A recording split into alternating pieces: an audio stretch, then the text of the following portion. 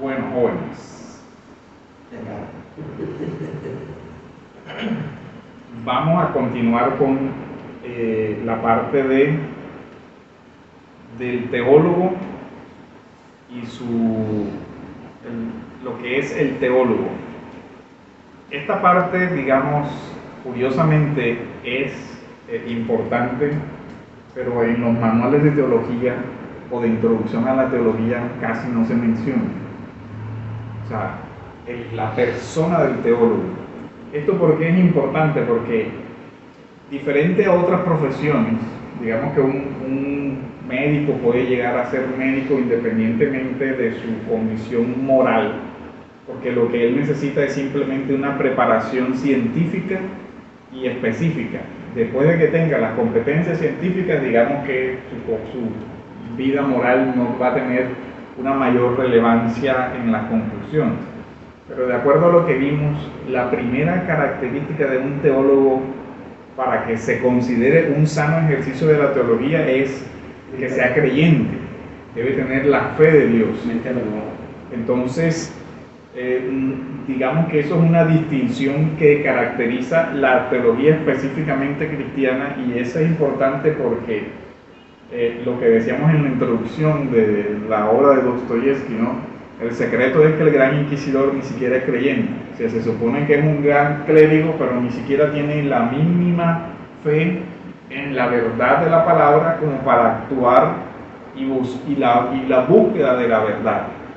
En esa fábula, en ese capítulo de Dostoyevsky, hay algo que él resalta, y es: el inquisidor va al Señor con un juicio previo, no va a buscar la verdad. Y realmente el tema del teólogo es que debe tener una disposición sincera de búsqueda de la verdad y una integridad intelectual que le exige mucho más que simplemente una búsqueda de comprender, porque recuerden el texto que leíamos, es el tema de la obediencia a la fe. ¿Para qué buscamos comprender? Para obedecer aquello que debemos obedecer. Entonces, como la función de la teología es tan específica en ese sentido, puede darse que una persona llegue a entender algunas cosas, pero si no tiene un corazón dispuesto para eso, no va a ser un ejercicio de teología. Nosotros eso creo que lo vemos lastimosamente en todo el fariseísmo y el saduceísmo que señala la misma Biblia. Había, entre comillas, un estudio de la Escritura, pero al no haber una iluminación del Espíritu Santo, la conclusión de todo eso fue terrible. Ahora, el texto por el que quedábamos es el de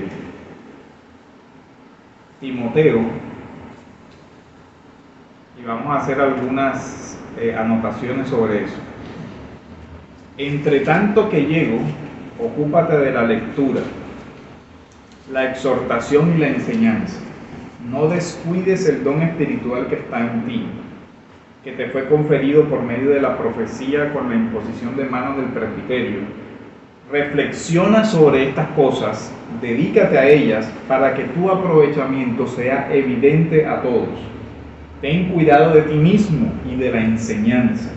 Persevera en estas cosas, porque haciendo esto asegurarás la salvación para ti mismo como para los que te escuchan. Muchas cosas. El quehacer del teólogo es un esfuerzo de rectitud que tiene que ver también con su santificación. Miren la expresión: ten cuidado de ti mismo. Anote eso, miren la advertencia. Acuérdense que Pablo le está hablando a un pastor, ¿cierto? A Timoteo, a alguien que tiene a su cuidado las almas de la iglesia. Y a él le dice: tú debes tener como deberes la lectura.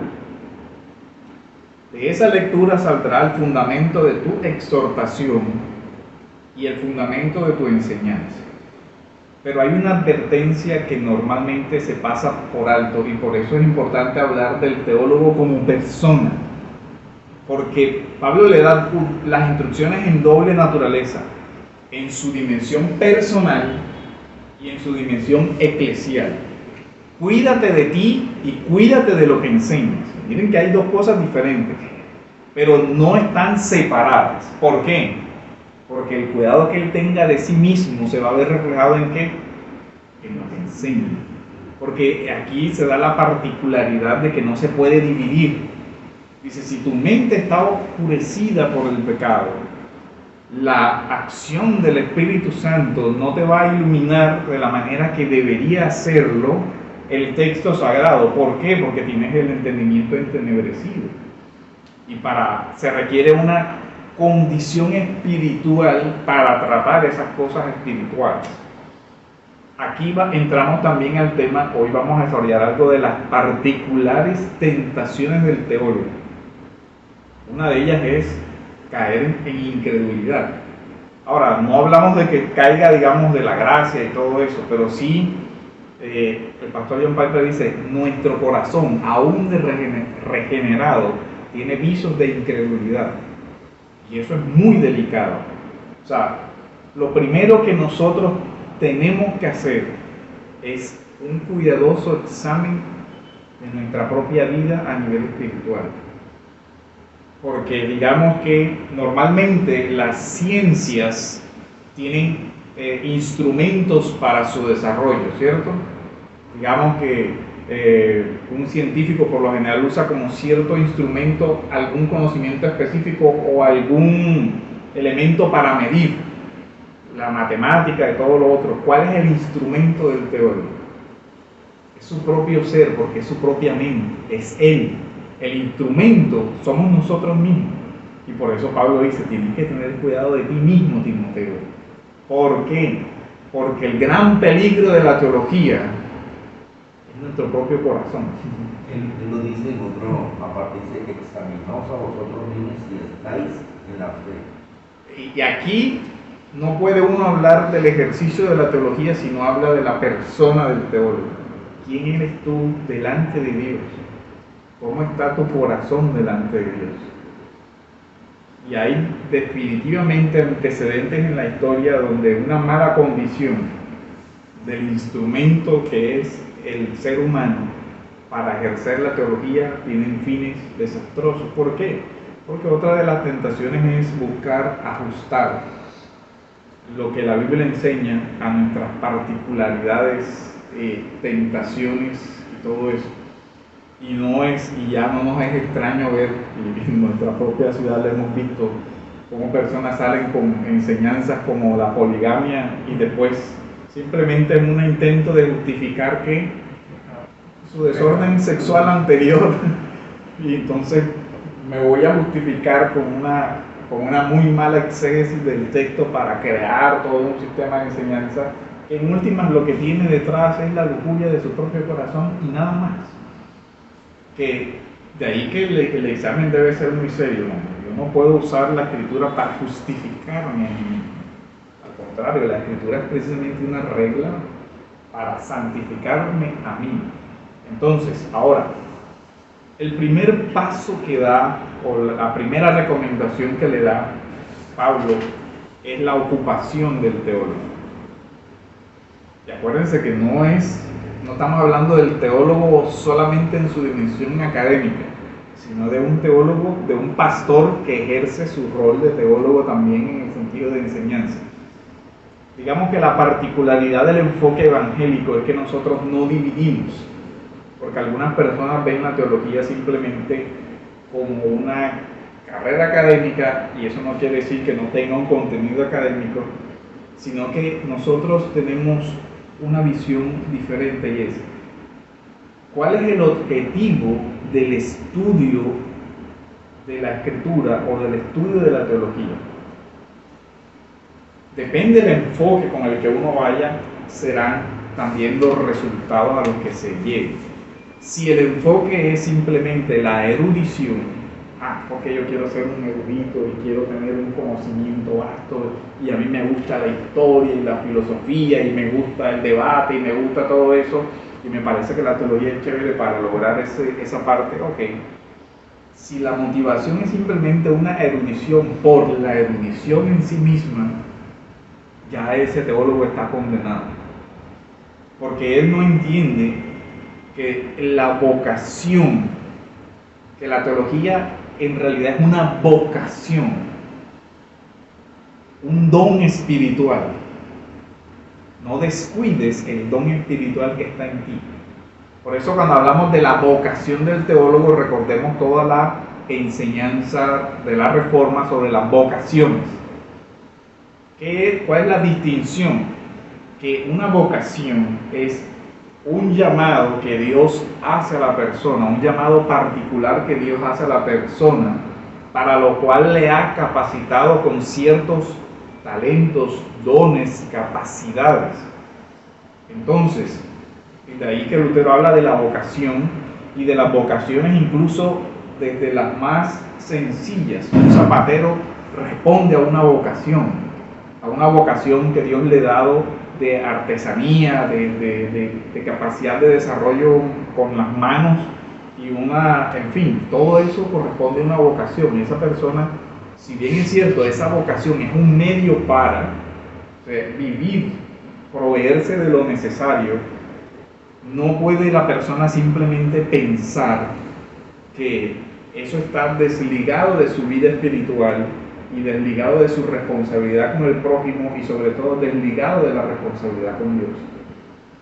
El zapatero, aún en cortar el cuero, tiene una responsabilidad delante de Dios, porque lo hace para su gloria, aunque sea lo más, digamos, sencillo del tema.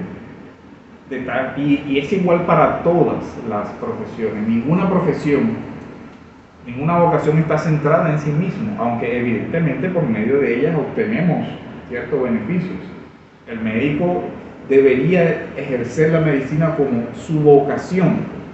Lógicamente, Pablo después dice que el obrero es digno de su salario, y eso no solamente aplica para el pastor, obliga para todos los obreros. O sea, toda persona que trabaja pues no va a sustentarse a sí misma, porque para eso está ejerciendo esa vocación. Pero el teólogo tiene una responsabilidad que quizás todas las vocaciones la tienen, pero creo que ninguna de las profesiones es tan delicada como esta, porque es que, digamos que en el peor de las situaciones, la negligencia de un médico puede afectar el cuerpo, pero no va a hacerle su negligencia no va a tener un resultado eterno, ¿cierto? Pero un mal teólogo, una mala enseñanza, una mala guía, una herejía, la consecuencia no solamente va a tocar el cuerpo, va a tener trascendencia. Lo que nosotros digamos, lo decimos en nombre de Dios. La persona no va a decir, eso es lo que hizo Hugo, eso es lo que dice Dios, porque se supone que el teólogo está enseñando ¿qué cosa? La doctrina de Dios, en el sentido de enseñando la teología del ser de Dios. Por eso esto es tan delicado. O sea, una persona que se forma para esto tiene que tener una visión distinta a la mayoría de las cosas. Ahora, es un don que se recibe y que incluso es certificado en el caso del pastorado de Timoteo, con la imposición de las manos. O sea, hay un reconocimiento. Quiero detenerme en la primera parte, la lectura. Aquí voy a usar una cita del doctor Rigoberto. Él dice algo que es importante aquí. Dice, la vivencia de la teología está ligada a la vocación del teólogo. Esta se cristaliza en el estudio profundo, el trabajo continuado y la disposición de escuchar el Espíritu. Una vocación no se satisface con vagas lecturas, pequeños trabajos dispersos. Es cuestión de penetración y de continuidad, de esfuerzo metódico con miras a una plenitud que responda a la llamada del Espíritu y a los medios que a él plugo comunicarnos.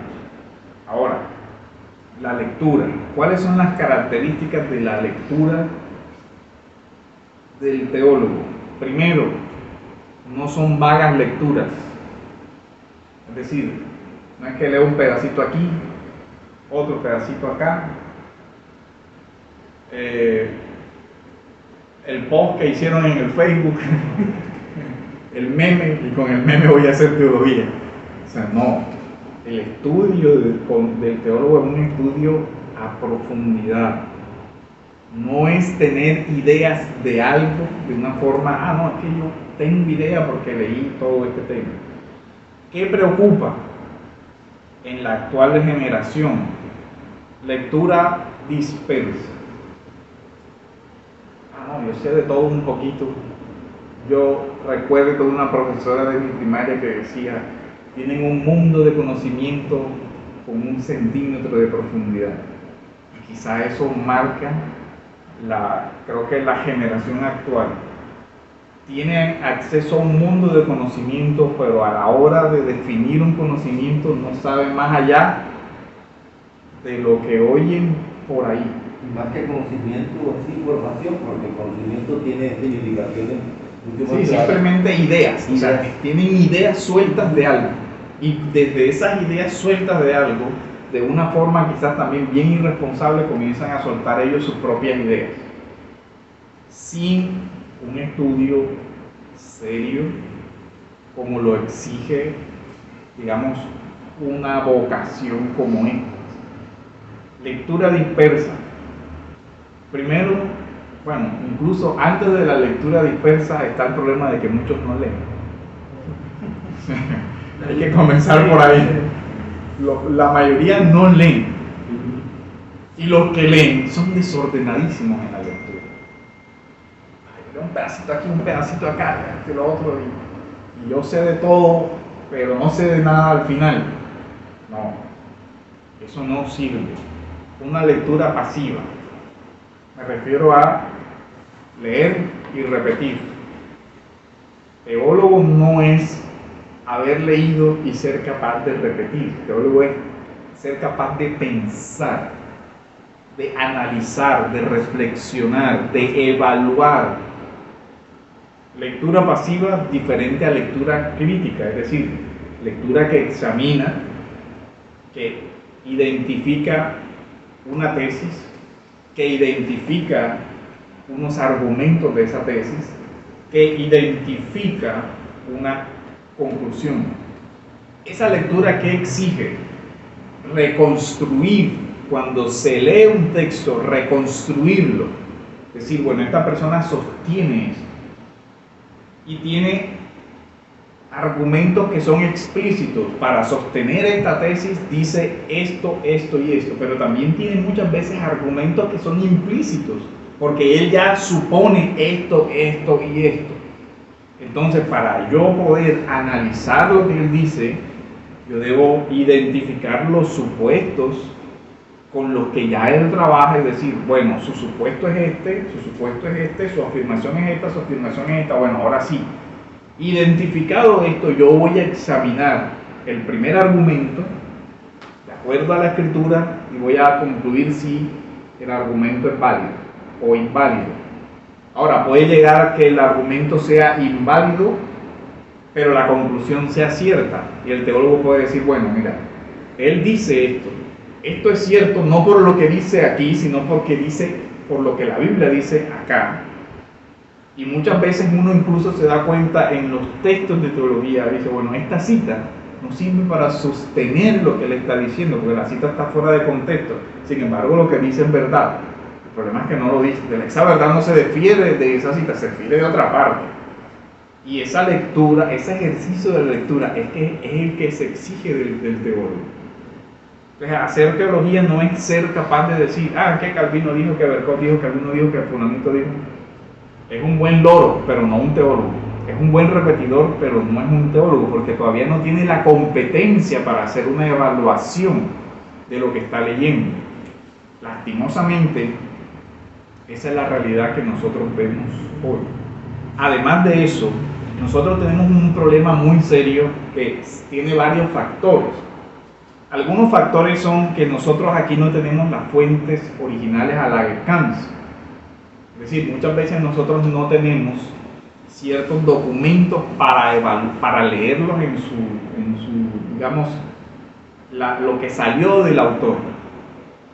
Caso, por ejemplo, lo que ha sucedido en la historia con Arminio.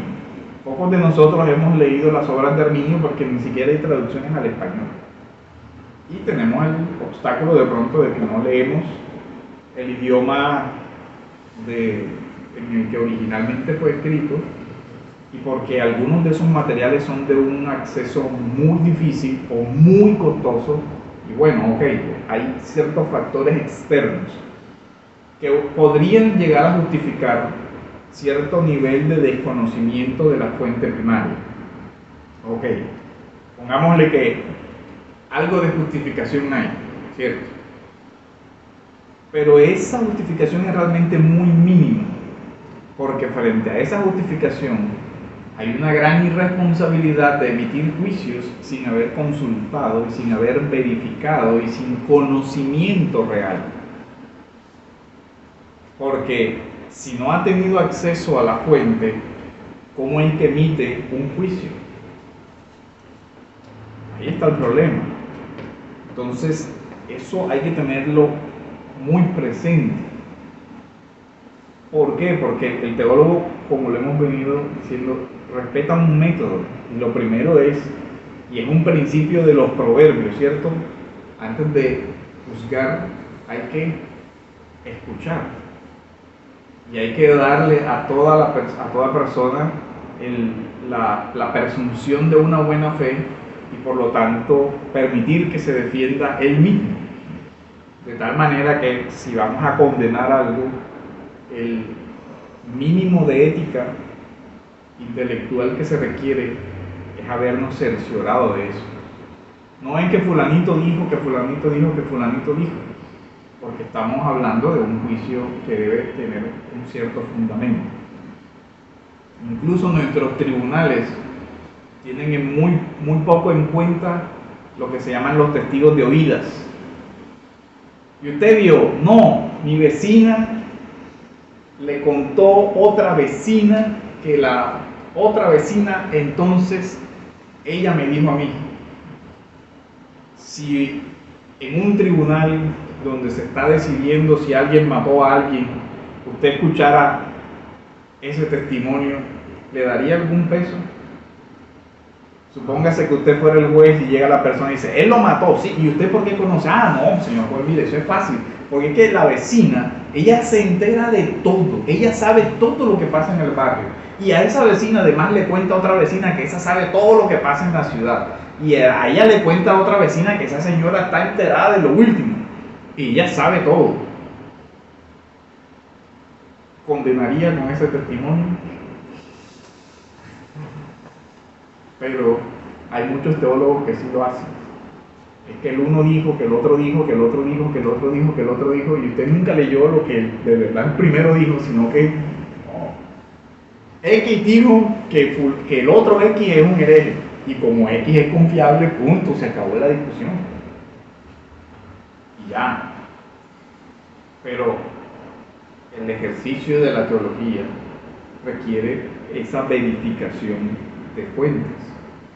Porque, mire, uno encuentra textos donde tienen una cantidad de notas al pie de página. Y cuando uno va a verificar eso, la tristeza, eso no tiene nada que ver con lo que dice él. Usó una cosa, o el otro dijo una afirmación bajo una tesis y sosteniendo una cosa, tú la estás utilizando para decir otra cosa que él no tuvo la intención de decir en su obra.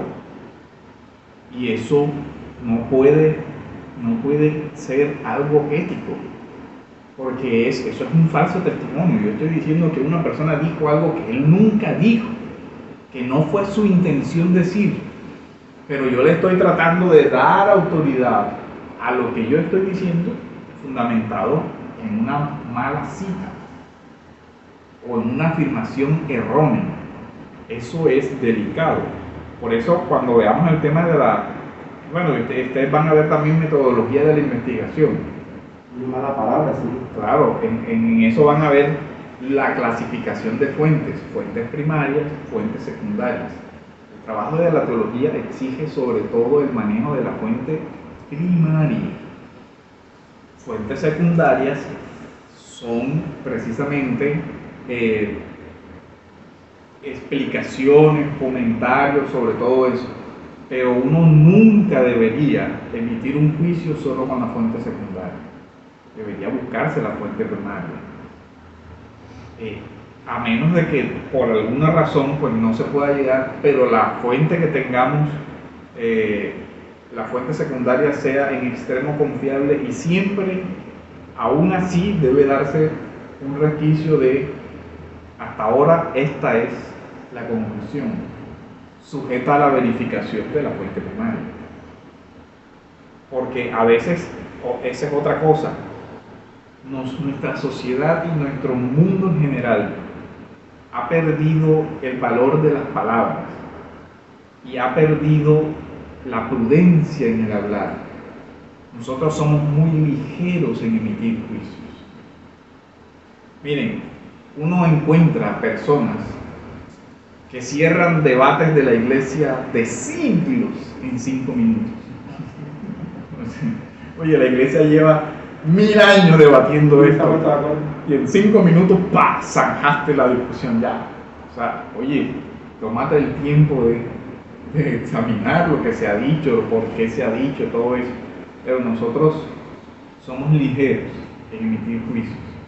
Y el teólogo tiene que darse el lugar de escuchar y reflexionar. Reflexiona sobre estas cosas, le dice Pablo a Timoteo. Miren que él se lo está diciendo, y se refiere al propio documento que él le manda. Piensa en lo que te estoy diciendo, o sea, concéntrate en lo que te voy a decir, analiza, dedícate a esto para que tu aprovechamiento sea evidente en todo. Vamos, ojo con ese tema. Normalmente cuando se comienza a estudiar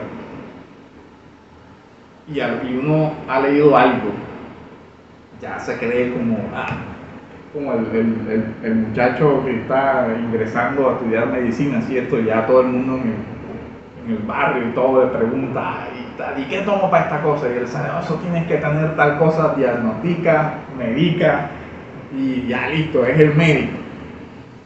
Eso es irresponsable. Ahora, ¿cuánto más irresponsable que la teología se encarga del cuidado del alma de alguien? Por eso la exigencia es trazar bien la palabra de verdad. ¿Qué sucede en este tema?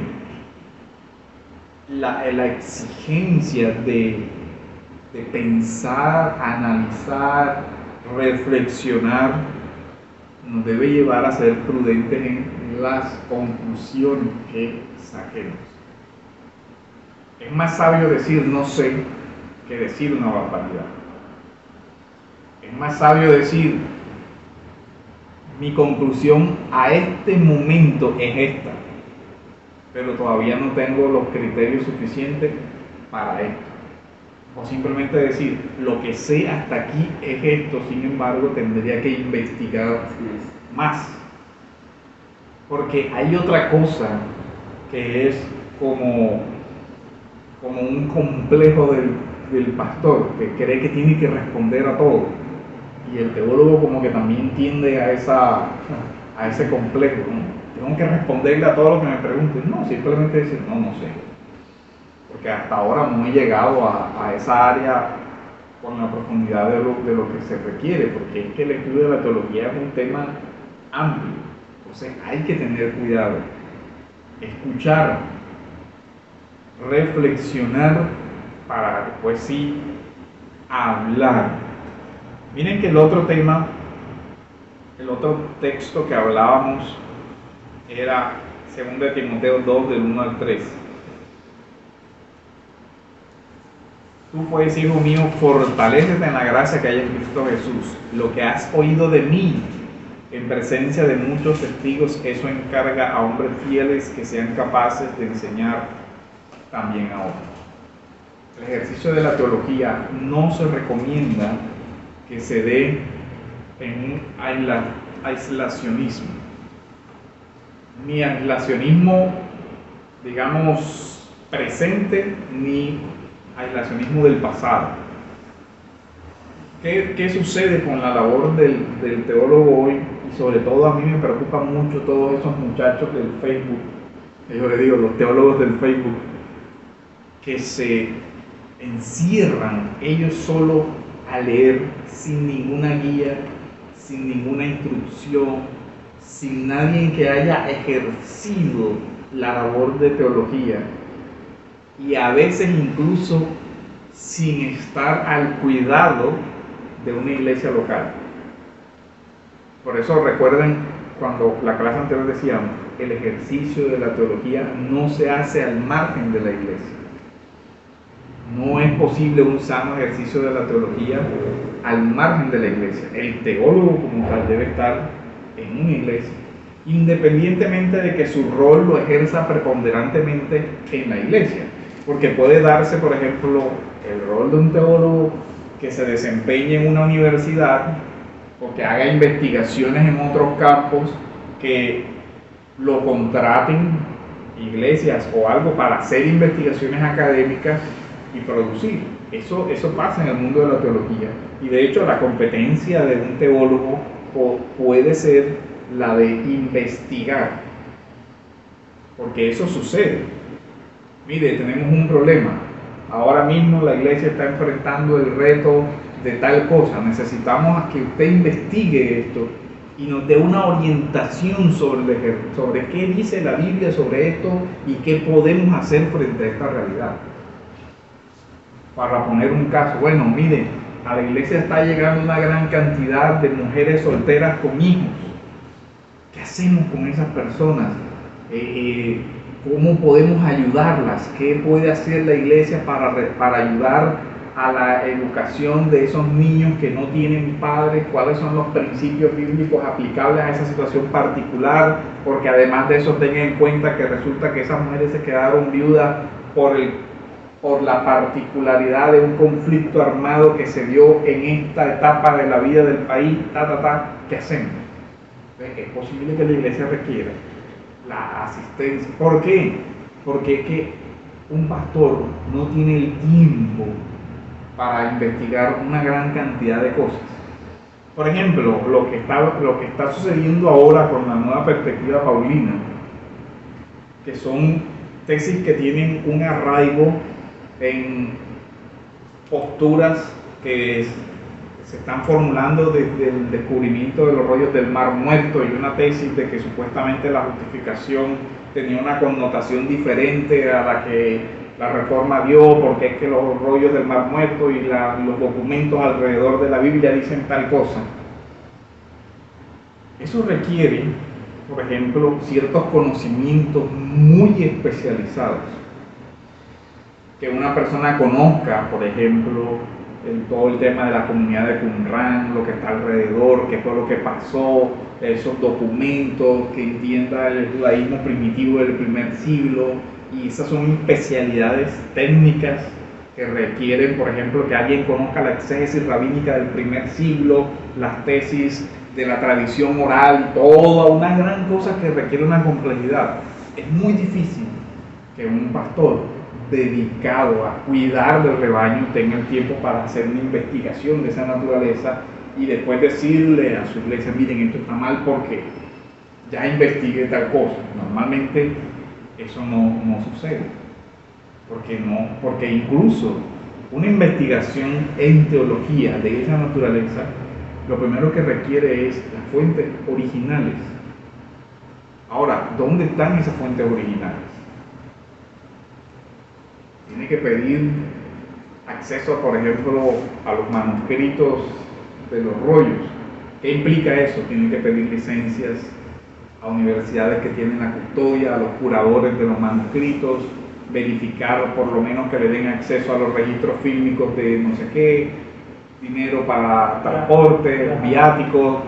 No, ahí le van los rollos ahí por internet. Dice, no señor, venga acá y saque la foto y usted tiene que contratar un fotógrafo que tenga una cámara que no emita rollos, determinada gama de luces porque eso daña los rollos. Entonces, si quiere la copia, venga, además tiene que pagar una tasa, una contribución. Esas investigaciones en teología cuestan. Y la iglesia no tiene la cultura todavía de hacer eso. Porque si usted ve, la mayoría de esas investigaciones las financian universidades. Porque no, de pronto, la iglesia a veces espera que el pastor sepa de todo eso, pero saber de todo eso cuesta.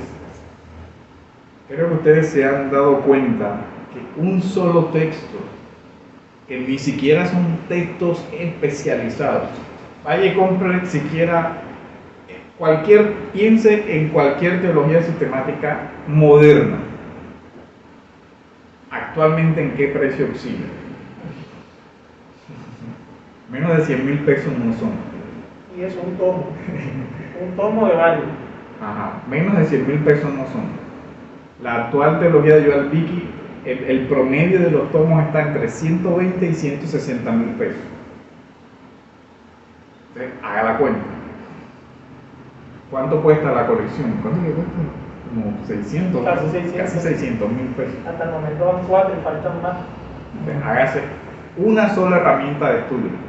¿Cuánto cree que cuesta un buen diccionario bíblico? Que es un elemento básico, o sea, un diccionario bíblico. Póngale unos 100 y pico también. Pero no le alcanza con un diccionario bíblico, porque tiene que tener un diccionario teológico. Y los diccionarios teológicos se dividen entre diccionarios teológicos del Antiguo Testamento y diccionarios teológicos del Nuevo Testamento. Y algunos más especializados hasta diccionarios del vocabulario de Pablo, diccionarios del vocabulario de Juan, diccionarios de esto, diccionarios de esto. Una investigación en teología, nada más con que usted compre los diccionarios básicos que necesita. Y usted sabe cuánto vale el diccionario de hebreo de Luis Alonso Schocker, vale $1,000,000. $1,000,000 el diccionario. Hágase cuenta.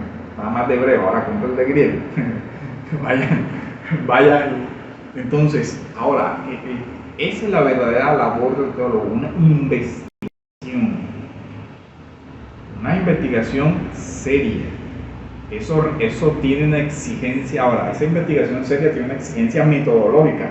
Más adelante vamos a ver el método de la teología. Pero miren que, por ejemplo, ya ustedes vieron las áreas. Una producción, cualquier obra de un teólogo mínimo debería haber hecho el recorrido del método, la exégesis del texto, lo que le exige competencia en exégesis bíblica. Después viene la teología bíblica, cómo es el método de la construcción, luego cómo va a sistematizar eso. Para sistematizar también tiene que antes examinar qué cosa, el progreso del dogma, tiene que manejar la teología histórica y después hace una formulación doctrinal.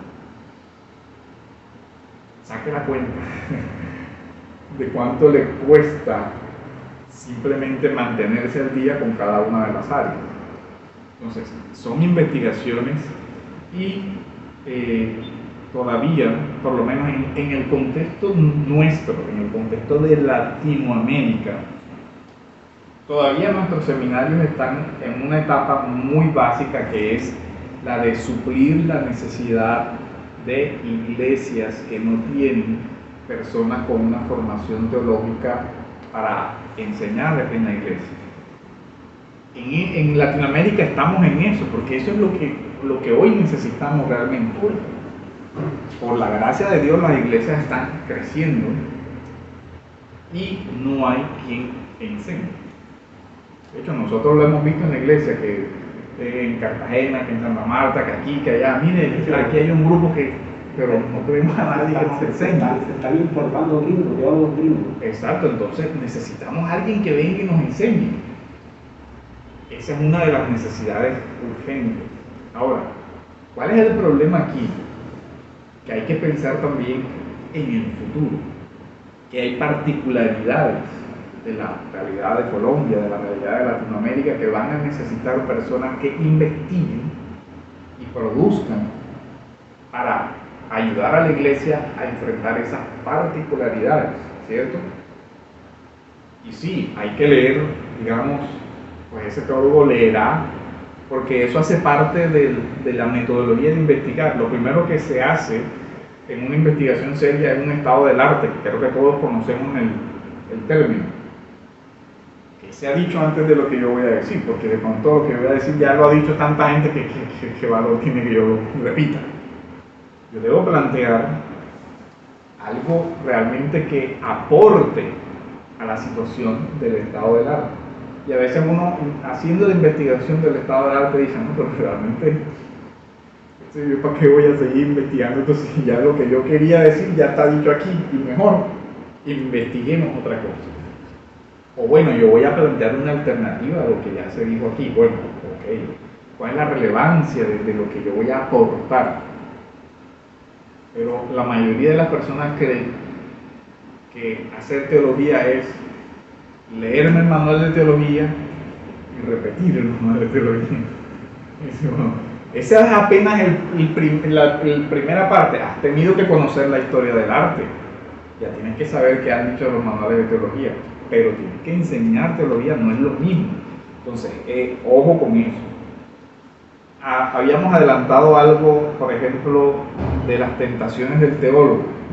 El cuídate de ti mismo tiene mucho de amplitud.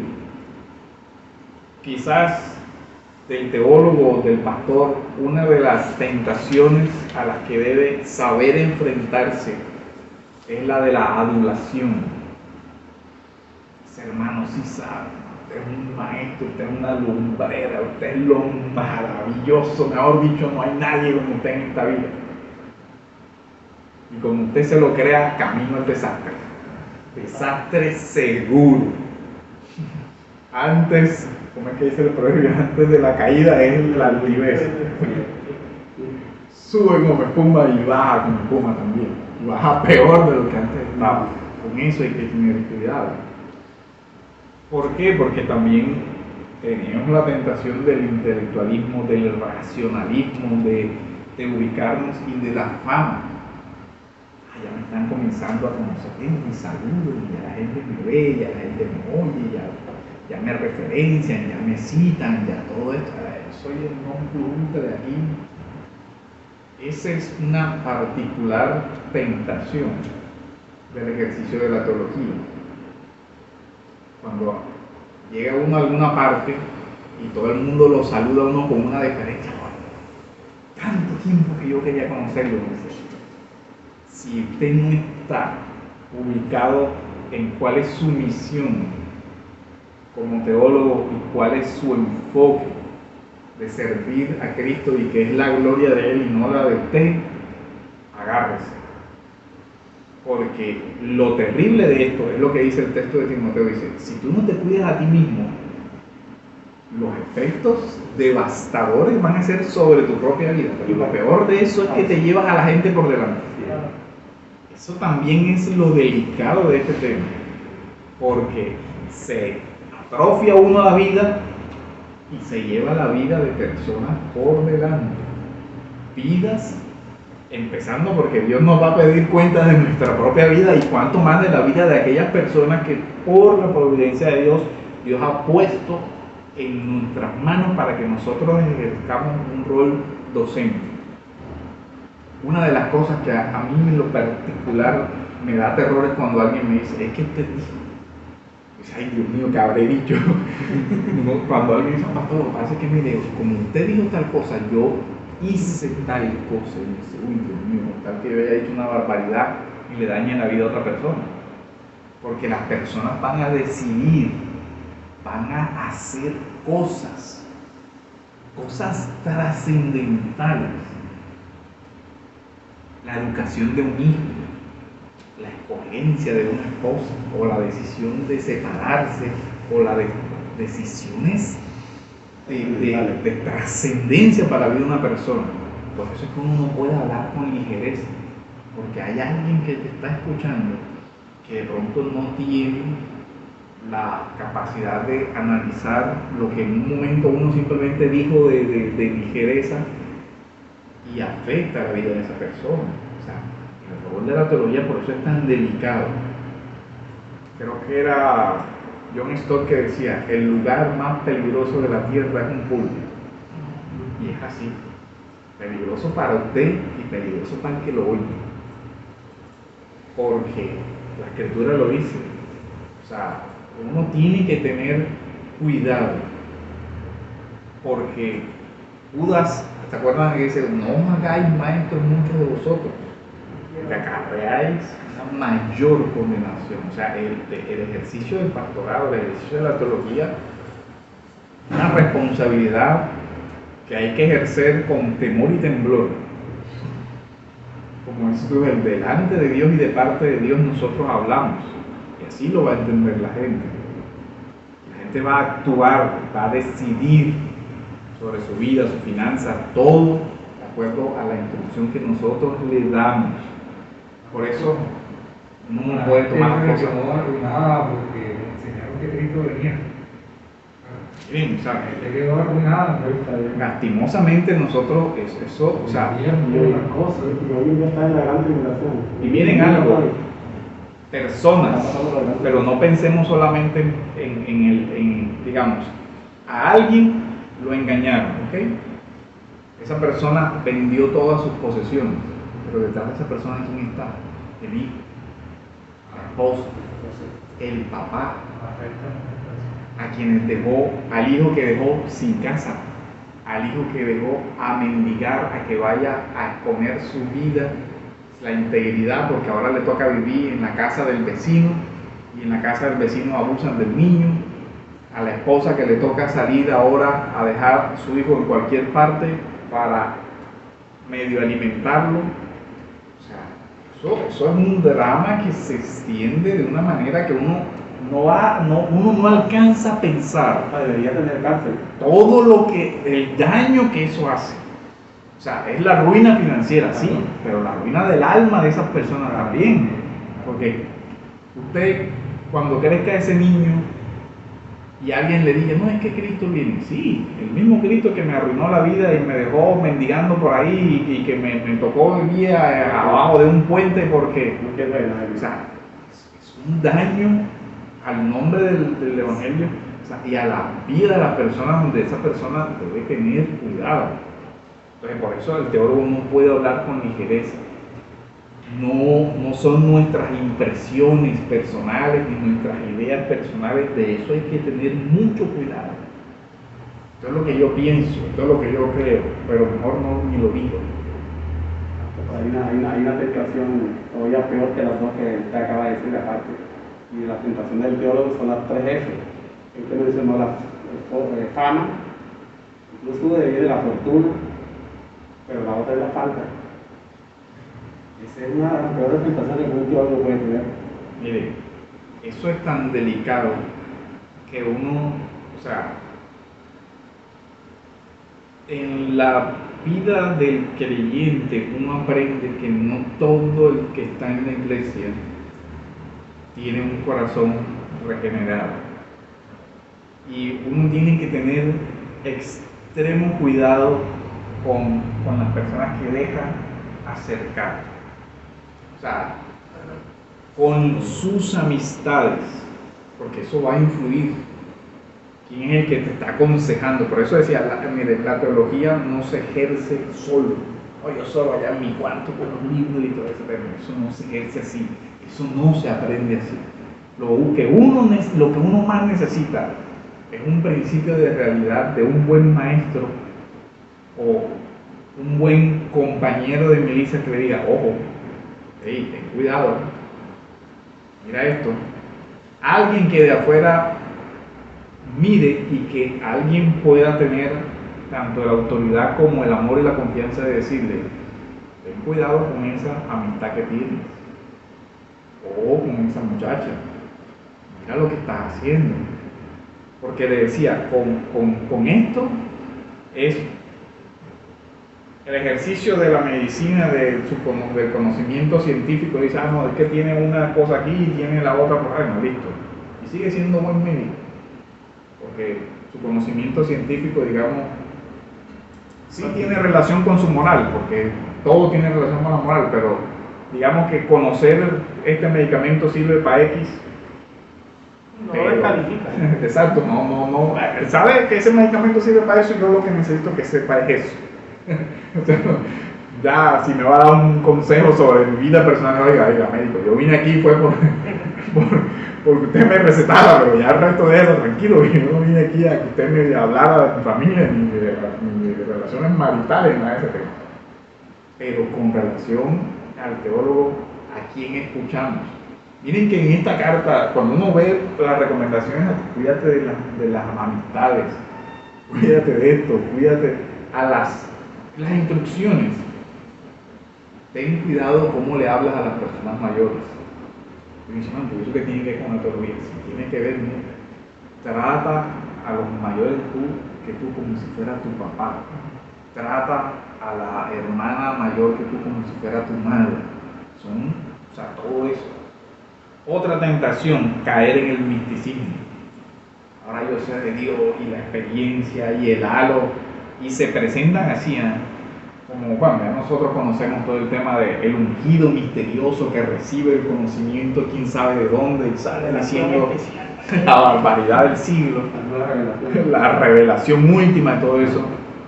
Recuerden, y eso lo señala, por ejemplo, cuando lean el texto de Hobbes.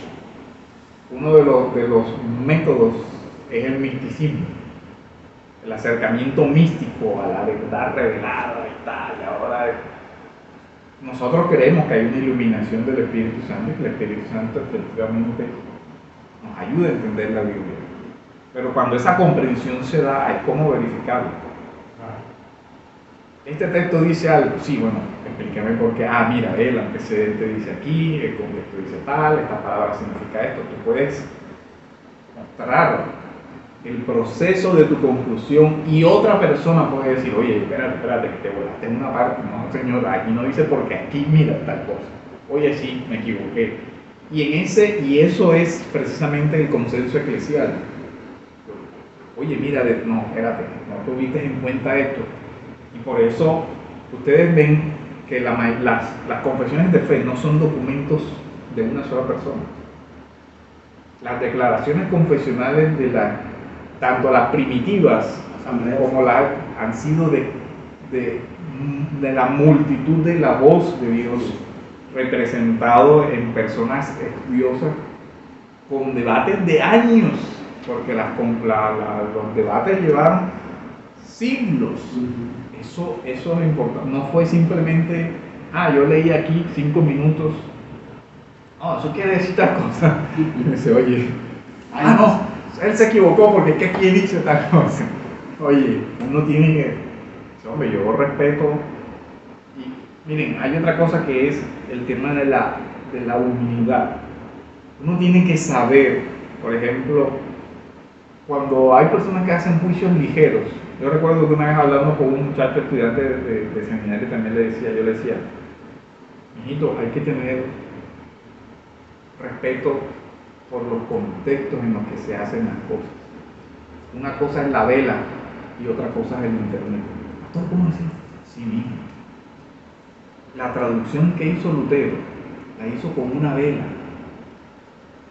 y encerrado en un cuarto, con una pequeña gramática. Eso fue lo que usó. ¿Por qué? Porque en el momento que él estaba haciendo esa traducción, medio mundo lo estaba buscando para quemarlo. Pero tú ahora te sientas con el internet, consulta todo lo que quieras. A ti te tocan la puerta para decirte, aquí está la comida. Pero cuando a Lutero le tocaban la puerta, él no sabía si era el que quería muchar la cabeza. Entonces, es una diferencia. Ahora, ¿tuvieron errores? Sí. Tuvieron errores. Y por la gracia de Dios, de pronto hoy nosotros podemos oír, pero ¿cómo es posible que no se dio cuenta? Pues es posible, porque era metido en un cuarto escondido y hoy tú tienes todas las comunidades del mundo para verificar eso. Pero en ese momento no, y lo mismo aplica para la mayor de la teología que hoy nosotros tenemos, ha sido en un contexto de debate donde no habían las condiciones ideales que muchas veces nosotros tenemos hoy. O sea, no, que la traducción de Reina Valera, eso es una basura, eso no, esto, lo otro, porque ya está tal Biblia que es lo non plus ultra. Sí, gracias a Dios que tenemos esos avances y hoy conocemos los idiomas mejor que en esa época. Hoy tenemos léxicos súper elaborados, tenemos una computadora que han ingresado los 10.000 manuscritos y te pueden decir, mira, esto se usa así, pero es que Reina y Valera, ¿cómo hicieron su traducción? Con unos cuantos manuscritos que lograron pasar de contrabando y que si los cogen con esos manuscritos los ahorcaban. Entonces, chévere, tú porque tienes ahí el eso, miro todas las traducciones, palabras griegas, no sé qué, ni siquiera sabes griego. Saber buscar en el Esword el griego no es igual a saber griego, o sea, no te creas que eres el super teólogo, yo sé leer un diccionario. No, eso no es así. El ejercicio de la teología, uno tiene que ubicarse. Y preocupa cuando lo que uno ve es eso. Porque ya busquen el Esword, entonces ya esa traducción no sirve. Ten cuidado. O sea, tienes que valorar el esfuerzo, porque esas traducciones costaron sangre literalmente hablando, o sea, costaron la vida de muchísimos hermanos, para que tú hables con esa ligereza del sacrificio de ellos, de sus familias, del sacrificio de sus propias vidas. Entonces, a uno, por lo menos a mí me da profundo dolor cuando se hablan de esas traducciones. Yo creo, evidentemente, que hoy, gracias a Dios, la traducción de la Biblia ha avanzado mucho, pero uno no puede simplemente despotricar de esa manera de los sacrificios que hicieron los hermanos, porque hay esas idealizaciones de la teología que no son ciertas, y gran parte de eso es, uno, el desconocimiento de qué pasó y por qué se llegó a eso, y otra es la arrogancia con la que se tratan cosas que son un tesoro para la iglesia. Así sea por el honor que merecen los hermanos que arriesgaron su vida para traducir una Reina Valera, uno debería tener eso en alta estima, porque es un hermano. No es simplemente un trabajo, no, es una tesis mal hecha, no, porque él no hizo eso una tesis para que le dieran fama en una universidad. Lo hizo como un acto de fidelidad a Dios y para bendecir al pueblo de Dios que pudiera leer la Biblia en su idioma. Y si usted ve, la mayoría de las traducciones tienen una historia difícil. Hoy nosotros tenemos acceso a casi todos los manuscritos y a pocos en el mundo de Occidente lo persiguen o lo matan por tener una Biblia en su casa. Nosotros no sabemos lo que es eso. Nosotros no sabemos que es que llegue alguna autoridad a registrarnos a casa para ver si tenemos un manuscrito de la Biblia y si la encuentran nos pasen por la hoguera o por qué sé yo. Eso no, nosotros no o gracias precisamente al sacrificio de esos hermanos, nosotros hoy tenemos una libertad. Pero a veces ese desconocimiento de la historia, que uno dice, esa arrogancia de dónde sale, de la propia ignorancia de no saber el valor que eso tiene. Una Biblia del oso, su historia, qué fue lo que pasó. Entonces, la teología es una vida. Cuando nosotros nos acercamos a estos hermanos, hay que ver eso, porque es que el peligro que viene es el del tema del racionalismo. Es que Calvino dijo, pero yo entro en diálogo con una idea, con un debate de meras ideas. Dicen, no, recuerda que Calvino era un pastor, era un hombre que tenía luchas, presiones, que vivió en una época que nosotros no vivimos y todo eso. Entonces el ejercicio de la teología debe partir, si yo como teólogo soy un creyente, yo cuando entro en diálogo con Lutero, con Calvino, con Edwards, oyendo más atrás con Agustín o con los otros padres, lo primero que yo tengo que recordar es: ellos son hermanos en la fe, hombres de Dios, santos, sí, imperfectos también, como yo, también imperfecto. Entonces lo que yo debo ver es aquello que de Dios hay en él, aquello que Dios le dio para ese momento, edificar a su iglesia, y esas verdades que él extrae de la Escritura son verdades eternas, porque son verdades, digamos, atemporales, pero no hay que olvidar el contexto temporal en el que eso se produjo, porque nosotros tendemos a tratar esa despersonalización. Yo leo un libro, pero no, o sea, hay que irse a quién es el que lo escribe. Y uno entiende, o sea, incluso cuando uno lee, por ejemplo, cuando uno logra ver un Arminio, uno dice, pero es que su intención era genuina, o sea, él se pregunta algo válido y se da una respuesta. O sea, él no parte de, no podemos simplemente ver, confundir el error con la persona. O sea, no, el juicio sobre el error no es igual al juicio sobre la persona. O sea, él no se equivocó de mala fe.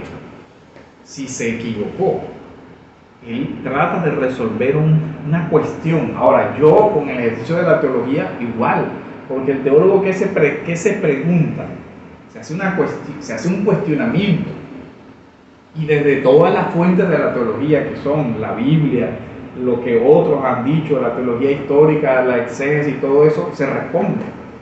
Pero yo también puedo equivocarme, y yo espero que algún día alguien me juzgue con la benevolencia de alguien que se equivoca de buena fe y no como un enemigo de la fe, y que ojalá ser corregido con el mismo espíritu. Oye, hermano, mira, tu conclusión está mal, porque mira. Ahora, ¿eso qué pasa? Que ese es el trabajo de la teología. Pero el trabajo de la teología ha sido hoy influenciado por ese individualismo. No, yo no voy a soltar mi tesis hasta que ya no la tenga publicada en el libro, porque después me roban mi idea. Dice, oye, por favor. O sea, ¿cómo piensas eso? Y ahora, uno dice, bueno, que te roben la idea, que si es una idea cierta, pues la labor del teólogo precisamente es enseñar la verdad. ¿Por qué la vas a ocultar?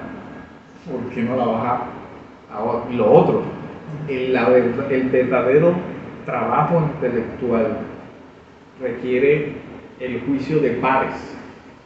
La verdadera metodología es, bueno, yo tengo esta tesis, ustedes que también manejan otras áreas, ¿cómo ven esto? ¿Alguien tiene alguna objeción con esto? Sí, porque mira, no tuviste en cuenta esto. Ok, vamos a tomar nota. Sí, porque además de eso, otro autor había formulado tal y tú lo ignoraste. No conocías esa fuente. Bueno, ok. Y si al final mi tesis se sostiene o puedo llegar a responder todas las objeciones, yo puedo decir, bueno, por lo menos es un trabajo que ha pasado un filtro de que otros hayan visto mi tesis, hayan examinado mis argumentos, como dice, ha sido pesado y ha sido hallado falto. Bueno, si ha sido pesado y ha sido hallado que vale, pasa. Pero nosotros no estamos acostumbrados a eso, y mucho menos la sociedad sensiblera que nosotros vemos ahora está acostumbrada a que la acribillen. Incluso, miren, eso está afectando tanto el ejercicio, incluso de la academia no creyente, donde uno encuentra que alguien escribe un ensayo y lo critican, y dice, oye, mira, esto no es así, ¿por qué esto, por lo otro? No, pero es que, dice, no, porque yo no te estoy atacando a ti, tú formulaste una tesis, formulaste un argumento, yo estoy simplemente haciendo una crítica del argumento, no es un ataque a tu persona. Yo te estoy diciendo esto. Ahora, respóndeme, entremos en diálogo. Ese es el ejercicio de la teología. Cuando uno lee a otros teólogos del siglo pasado, debe ponerse en esa mentalidad. Oye, Agustín dijo esto. lo dijo por esto. Y él usa este texto de base, me voy a revisar. El ejercicio de la teología es eso. Ahí viene, ese es el tema, la tentación del racionalismo. Nosotros no podemos ver el ejercicio de la teología desligado. Es que miren, en la historia de la iglesia han sido, si usted se pone a contar, ahora, en la historia de la iglesia antigua y en la historia, y comparemos la historia, gracias hermano, la historia moderna, sí hay diferencia. ¿Usted sabe por qué escribió Agustín La ciudad de Dios? Por ejemplo. Se me ocurrió escribir La ciudad de Dios porque me pareció un título chévere. Una tesis de investigación genial. Vamos a producir esta obra. Miren, qué cosa tan hermosa, ¿no? Todo lo que escribí. No. El mundo se estaba desmoronando.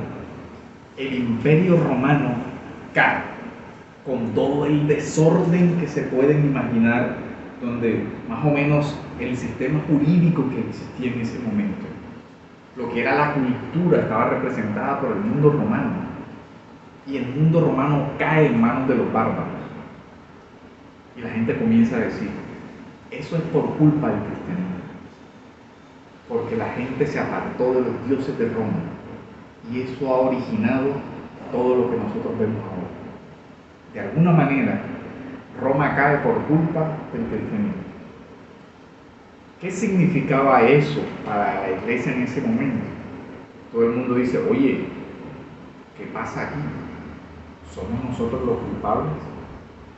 ¿Qué tiene que ver el cristianismo con la sociedad, con el mundo, con que ahora el derecho se volvió nada, con que las sociedades se volvieron nada, con que la cultura se volvió nada? Todo eso. Y Agustín escribe La ciudad de Dios para responder eso. Y por eso usted encuentra, por ejemplo, un tratado donde Agustín habla en La ciudad de Dios sobre el suicidio. Y dice, ¿por qué habla Agustín del suicidio en un tratado? Porque literalmente la gente se estaba suicidando. Claro, porque el mundo perdió su estabilidad. La gente veía a Roma en ese momento como la lumbrera del mundo, casi como la esperanza, y ¡pum! De un momento a otro se desaparece todo el sistema jurídico romano, se desaparece toda la... ¡Rum! El desastre.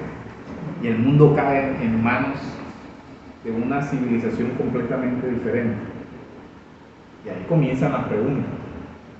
En todo eso hubo violaciones, entonces mujeres cristianas suicidándose porque habían sido víctimas de violencia sexual y todo eso, y Agustín dice, no debe ser esto, sí, el cuerpo, el honor, todo eso, pero tú tienes que mirar un don superior que Dios te dio, la vida, todo eso. Por eso Agustín habla de esas cosas.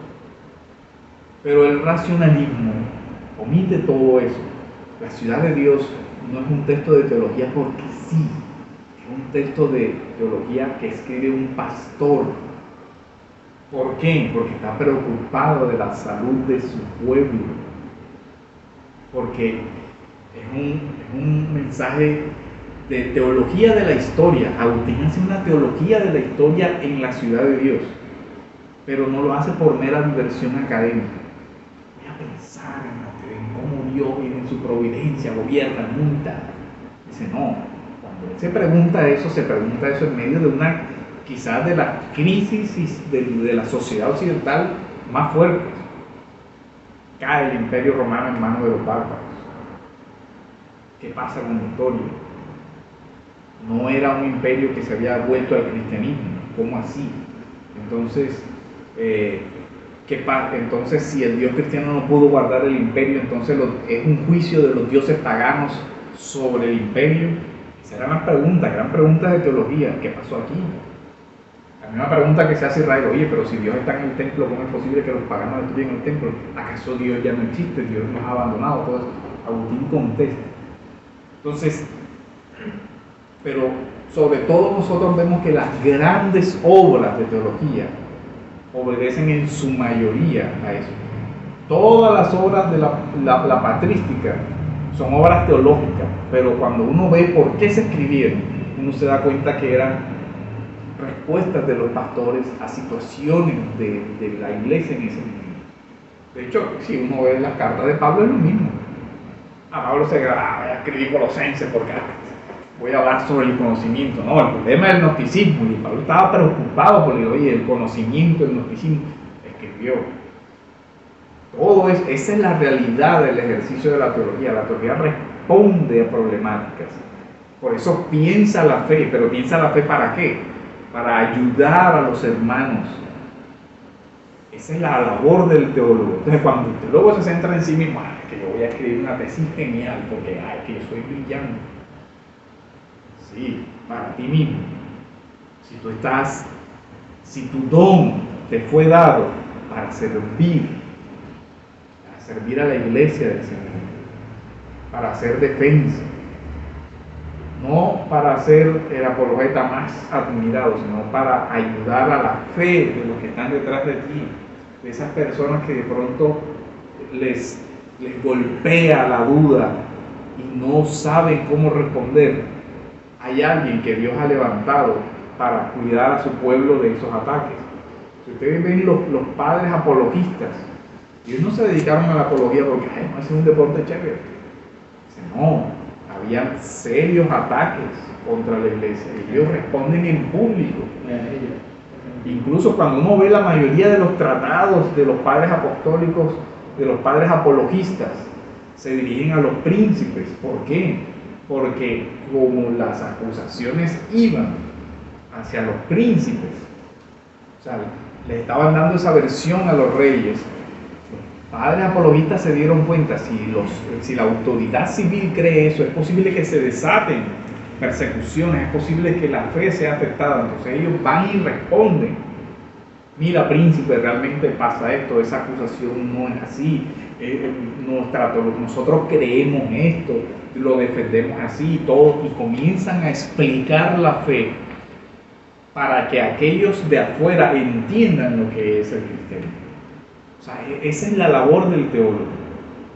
Pero hoy nos hemos caído en un academicismo, y lo que muchos teólogos buscan es el prestigio académico. El puesto en la universidad, el salario non plus ultra, y no quiero decir que un teólogo no deba ganar bien, porque es trabajo y es un trabajo duro. Pero si la motivación es simplemente el prestigio académico, hay algo que suena muy mal ahí. Porque puede pasar lo del gran inquisidor. Mientras te den el puesto y te mantengas ahí, el secreto es que no crees en Dios, pero tiene los beneficios. Entonces hay que tener mucho cuidado con eso. En la historia de la teología también está algo que se llamó el biblicismo. No sé si conocen el término. Biblicismo.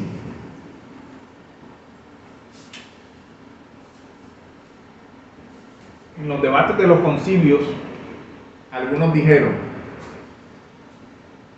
la expresión persona, la expresión sustancia, esencia, naturaleza, no sé qué, todo eso son palabras ajenas a la Biblia. Y la teología solamente debe remitirse estrictamente a las expresiones de la Biblia. Nada nuevo debajo del sol. Cuando nosotros seguimos escuchando, por ejemplo, el argumento de es que la palabra Trinidad ni siquiera aparece en la Biblia. Bueno, eso es más o menos la tesis del biblicismo. Recordemos, no lo traje ahora. Si alguien, el Westminster, ¿se acuerdan cuando lo leíamos? Que decía, de hecho voy a apoyarme en este que les recomiendo. Ese no se lo había mostrado porque lo tenía en la oficina y no lo tenía ese día. Se llama Reforma Protestante y Tradición Intelectual Cristiana, de Manfred Svensson. No sé bien cómo se pronuncia ese nombre. Manfred explica algo de Westminster sobre la Biblia los documentos confesionales y la filosofía. Miren que este es el tema. ¿Se acuerdan que con el pastor y teólogo Alejandro hablaron del tema de la relación teología-filosofía? Eso es importante. Ahora, miren algo. Normalmente, el tema del biblicismo es un problema que ha estado en el seno de la iglesia desde siempre. Muchos, por ejemplo, Arrio y muchos herejes dijeron, esa palabra no está en la Biblia, así que no puedes usarla. Pero recordemos la formulación que hace Westminster en el capítulo 1, el punto 7. No sé si alguien la puede buscar porque aquí no tengo internet. Bueno, vamos a buscar aquí. No me traje no me alcanza para traer todos los libros en mi maletín. Entre la biblioteca. Tengo que Hay que hacer espalda como hay que dar la clase en la biblioteca. Pero Westminster lo expresamente declarado y lo que se puede deducir, ¿cierto? De lo expresamente declarado. ¿Cuál es El Westminster en el capítulo de la escritura en el numeral 7.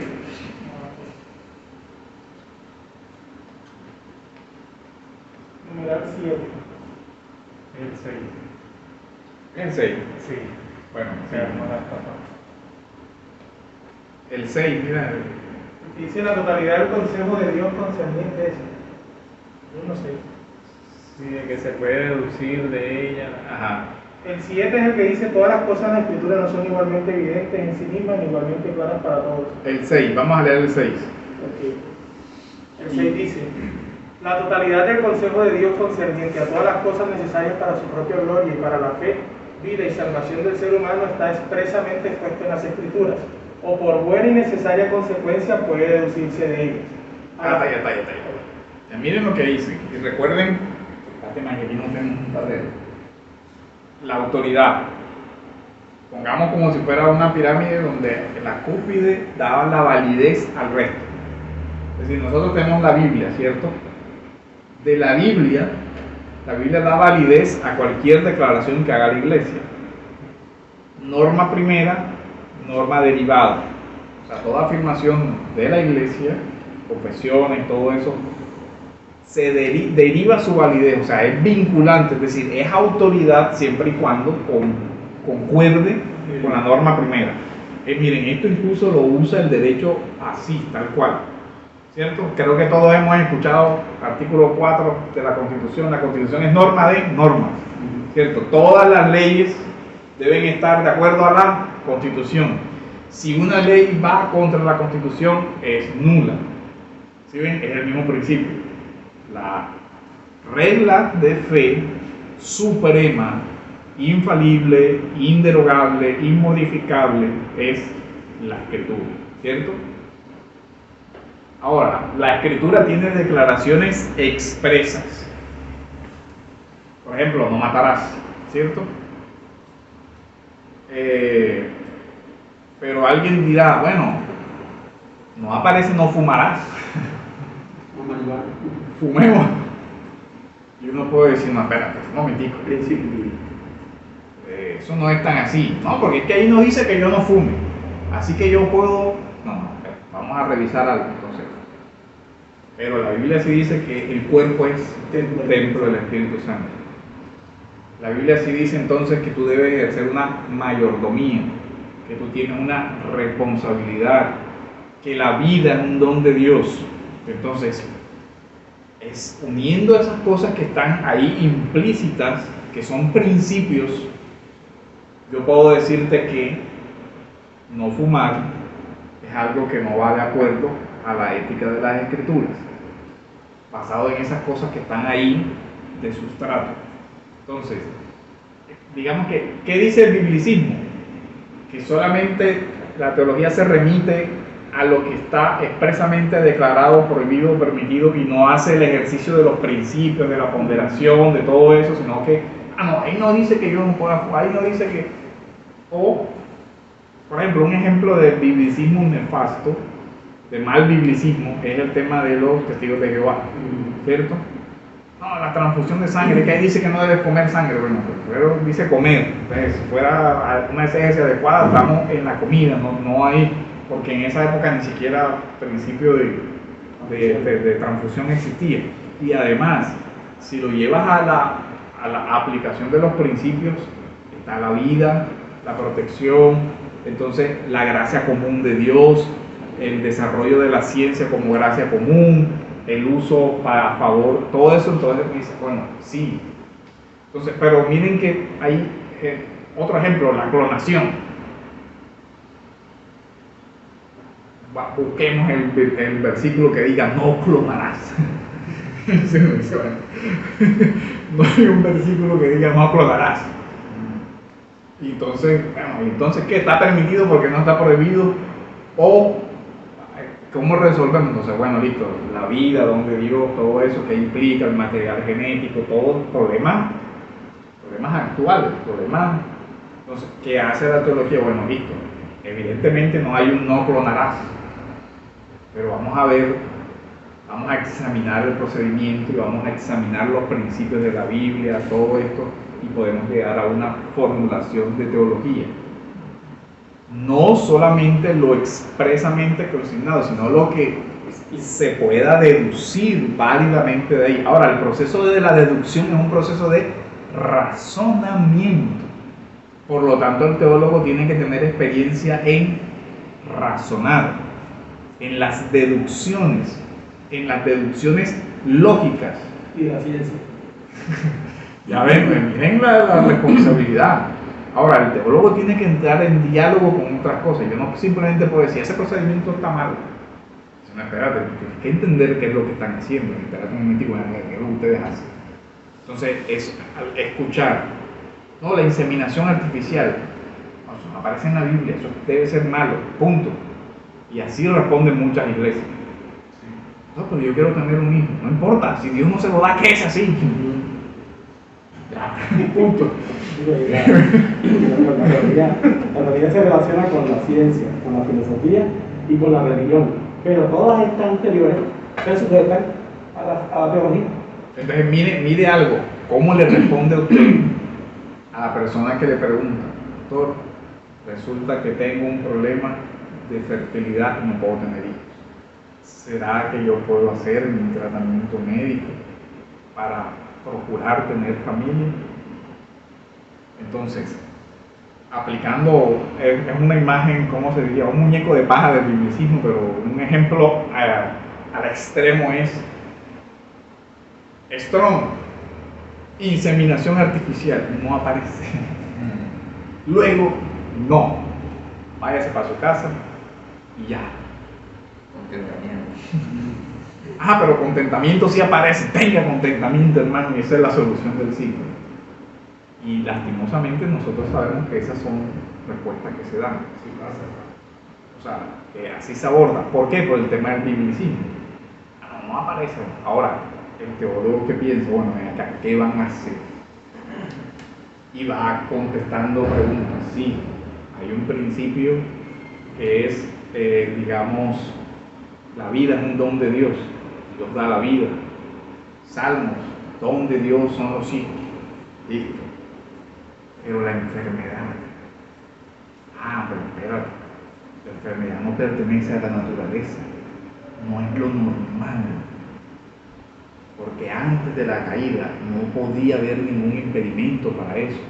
La infertilidad es el resultado de la caída.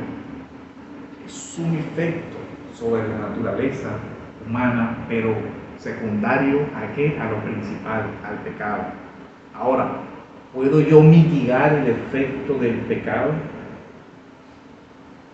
Entonces yo digo, oye, pero si la infertilidad es una enfermedad, ¿por qué si puedo tratar un cáncer y no puedo tratar una infertilidad?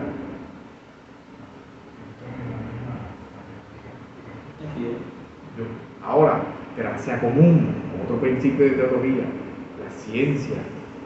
Dios dice en el Génesis, ¿qué cosa? Que yo debo enseñorearme, que yo puedo labrar, y eso implica construir tanto cultura como ciencia como desarrollo. Entonces, si hay, por la gracia de Dios, la capacidad hoy de ayudar a estas porque no lo intentan. Ahora, el teólogo tiene que saber, tiene que tener cuidado porque hay procedimientos que no son éticos. Entonces tú tienes que informarte y ahí viene el diálogo. Oiga, médico, ven acá, explíqueme cómo es esto. No, mira, es que cogen todas tus células y tal cosa. No, espérate. El aborto. Yo no, allá esto hay un problema porque están desechando un pero hay otro procedimiento alternativo. Sí, se puede también hacer tal cosa. Ah, bueno, este sí es ético. Lo podrías hacer, pero ten en cuenta de esta manera. Pues ya miren cómo se va. Eso es el resultado, esa es una labor de teología. Aplicar principios, todo eso, lo que se puede deducir. Que los principios no contradigan la palabra de Dios. Claro, entonces yo digo, bueno, enfermedad, vienen las categorías que tengo que tener en cuenta: salud, vida, enfermedad, gracia común, ciencia, gobierno, mayordomía cristiana, teología del cuerpo. ¿Qué te van a hacer en el cuerpo? No, me van a hacer tal cosa. Uy, eso no se puede porque eso sí va contra este principio. O sea, no son soluciones simplistas en las que a veces se cae. Y lo otro, muchas veces se dan ese tipo de respuestas por pura flojera. Lo más fácil es decir que no, ¿cierto? Yo no sé, no, mejor digo que no ya. No, eso no se puede. ¿Por qué? Porque la Biblia dice, ¿dónde lo dice si ni siquiera las palabras hay? ¿Cómo sabes tú que lo prohíbe? No, que la palabra no aparece. ¿Y cómo lo supiste? Porque yo busqué en el Strong y no aparece inseminación por ninguna parte. Teología del cuerpo. No. Esa es la importancia de esto. Entonces, el biblicismo se presenta muchas veces como un obstáculo para el desarrollo de la teología. Ahora, ¿qué ha pasado en la misma historia de la Reforma? Que muchos han entendido mal el principio de la sola escritura. Por lo que comentaban en la clase anterior, sola escritura no es igual a nuda escritura, que es únicamente la escritura en el sentido de que el debate, en el contexto del debate era sola escritura frente a qué, frente a cualquier otra autoridad. O sea, la escritura no tiene otra autoridad igual. En ese sentido está sola, es decir, no hay otra autoridad de igual jerarquía. En la pirámide está al principio sola. Entonces, miren lo que comenta Manfred, dice: pero precisamente la afirmación de sola escritura puede llevar a que esta continuidad parezca increíble por lo que se refiere al resto de la literatura. Pero no hay paradoja alguna aquí. Dicho sola es una afirmación sobre la instancia última de apelación. No indica, en cambio, que solo los escritos bíblicos merezcan ser leídos. No implica un modo de leer exclusivo. Solo una vez que se quita el sola escritura del entramado teológico en el que tuvo su origen, pudo llegar a convertirse en una bandera de un craso biblicismo. O sea, hay que recordar, cuando Lutero dice solo la escritura, dice no, que no hay ninguna otra autoridad igual. La escritura es inerrante. ¿Por qué? Por las características: inspiración, inerrancia, revelación, todo eso. De hecho, respondiendo al hay otra frase que él dice aquí. Dice: ante la pregunta respecto de si los padres de la iglesia, los documentos confesionales u otros textos constituyen para los tempranos protestantes autoridad, la respuesta no puede ser sino afirmativa. Es decir, la reforma reconoció la autoridad de los concilios y de las confesiones anteriores del credo apostólico, Atanasio, todo eso. Entonces la pregunta es: si ellos lo reconocieron así, ¿cómo entendían la sola escritura? Porque si sola escritura se confunde con nuda escritura, entonces ellos debieron desechar todo eso, pero eso no fue lo que pasó. Ahora, la cuestión que se plantea es de grados de autoridad. La cuestión relevante es que, sin embargo, sobre las autoridades también se juzga, y hay grados de autoridad. En la discusión sobre los grados de autoridad que tienen es que tiene sentido las afirmaciones de los reformadores respecto a la autoridad última de las Escrituras. Dicen, no hay otra autoridad como la de las Escrituras. De hecho, hay una cita de Agustín, que el texto no lo pude conseguir en la versión original, dice, donde él dice así, déjame busco donde comienza. Si se han apartado de la verdad, pueden ser corregidos por la palabra de alguien más sabio o perito en la materia, por otros obispos de mayor autoridad y prudencia más docta o por los concilios. Tal género de autoridad debe ser distinguida de la del canon, dice Agustín, sobre el bautismo contra los donatistas. Pues miren que ya la patrística distinguió autoridades también. Dice, una persona puede ser corregida por una persona más sabia que él, puede ser enseñada por una persona más, dice, pero esas autoridades no son iguales a las de la Escritura. Son autoridades que derivan su autoridad precisamente de la Escritura, de la autoridad primaria. Ahora, eso no indica que esas reglas no sean consideradas también como importantes o vinculantes. Manfred comenta lo siguiente, dice, a lo largo de la tradición intelectual cristiana, en cambio, es posible ver cómo credos, catecismos y confesiones de fe eran considerados de autoridad inferior a la Biblia y sin embargo vinculantes. Es decir, la Reforma dijo, son autoridad vinculante inferior en jerarquía a la Escritura. Y así sucede en mucho. Ahora, con relación al lenguaje filosófico de los credos, colocábamos el ejemplo de cómo Westminster y otros usan categorías de causa primaria, todo eso. Entonces, esa parte es importante. Creo que no. ¿Qué horas son? 6:05. Caramba, ya se fue el tiempo.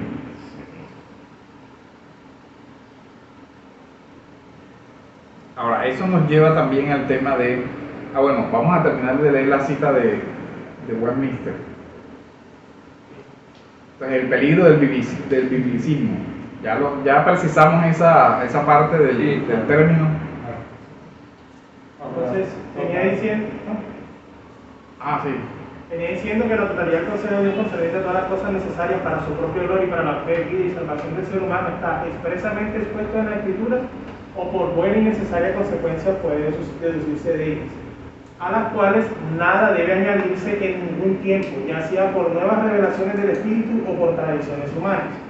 Sin embargo, reconocemos que la iluminación interna del Espíritu es necesaria para una comprensión salvífica de las cosas reveladas en ellas. Reconocemos también que hay algunas circunstancias concernientes a la adoración de Dios y al gobierno de la Iglesia, comunes a todas las acciones y sociedades humanas, que deben ordenarse conforme a la luz de la naturaleza y la prudencia cristiana, según las reglas generales de la palabra, las cuales siempre han de ser obedecidas. Entonces, ahí hay una expresión de la luz natural que ahí se toma para la ordenación eclesiástica, pero también hemos de recordar el tema de la teología natural, ¿cierto? De la ley natural y del contexto general de la revelación natural, de tal manera que como una fuente también auxiliar del ejercicio de la teología está que la revelación general, la ley natural. O sea, el teólogo trabaja con todo el conjunto del conocimiento. Recuerden que la Reforma incluso siempre dijo que habían dos libros, el libro de la creación y la Biblia, el libro especial. O sea, ahora, la particularidad de nosotros es que, por ejemplo, mientras que un incrédulo lee el libro de la creación, pero con la mente todavía entenebrecida, el creyente ve el libro de la creación con la luz de la fe y con la luz de la revelación especial. Por eso, en la clase anterior poníamos el ejemplo del capítulo 19 del Salmo. Vemos cómo está en un solo capítulo la revelación general y la revelación especial. Entonces, el creyente examina la revelación general a la luz de ¿qué? De la palabra de la revelación especial. Entonces, la podemos ver con mayor claridad. Un ejemplo de una mala lectura de la revelación natural. Tristemente, muchos de los que apoyaron a Hitler eran naturalistas. Y la conclusión de muchos eran, es que en el orden natural se observa que hay jerarquías y hay animales más fuertes que otros, y entonces hay elementos de superioridad de unos sobre otros, entonces traslademos esto acá y tenemos una justificación de un orden jerárquico y tal, terrible. La raza superior y todo el cuento, porque en los animales hay jerarquía, acá también. Me dicen, no, espérate. Pero el creyente dice, no, espérate un momentico, porque Génesis dice que todos fuimos creados a imagen y semejanza de Dios. Entonces, negro, indio, blanco, amarillo, rojo, el color que sea, tiene la misma dignidad en virtud de que posee la misma imagen. Entonces, miren cómo eso me dice, y no puedes equipararlo porque la revelación especial te dice que el hombre tiene un grado superior a los animales, de tal manera que yo no puedo trasladar el orden animal al orden social, porque estoy invirtiendo eso, y además de eso, porque esta revelación especial me dice que dentro de ellos, hombre y mujer son partícipes de la misma dignidad, y que todo hombre y toda mujer tiene esa dignidad en virtud de la obra creacional. Entonces ya a mí eso no me permite llegar a usar la revelación natural para llegar a esa conclusión, porque por acá la revelación me la corrige y dice, espérate un momentico que no puede llegar hasta allá, porque aquí la Biblia te dice, la revelación natural se sujeta a la revelación. Claro, la revelación. Entonces hay un concepto de prevalencia. Si yo tengo una declaración expresa de la revelación especial, yo no puedo argumentar desde la revelación general. Pero es que la revelación general se deduce. No, espera, no se puede, porque tú no puedes colocarlas en choque. Y además de que no puedes colocarlas en choque por la sencilla razón de que quien dio la revelación especial es el mismo que dio la revelación general. Entonces no iba a decir una cosa en la revelación general y otra cosa en la revelación especial. No tiene sentido, ¿cierto? Porque es el mismo autor. El mismo autor de la revelación general es el mismo autor de la revelación especial.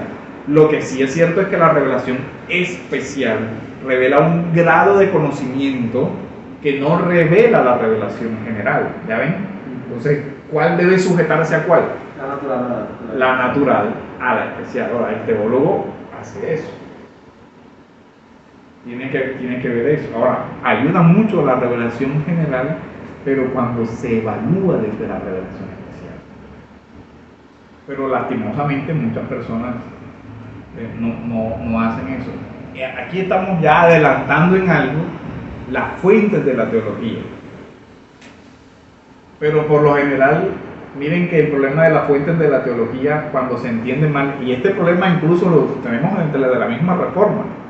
El biblicismo es un problema para nosotros, porque mucha gente entiende la sola escritura así como, mi Biblia y yo, y quemen todos los libros.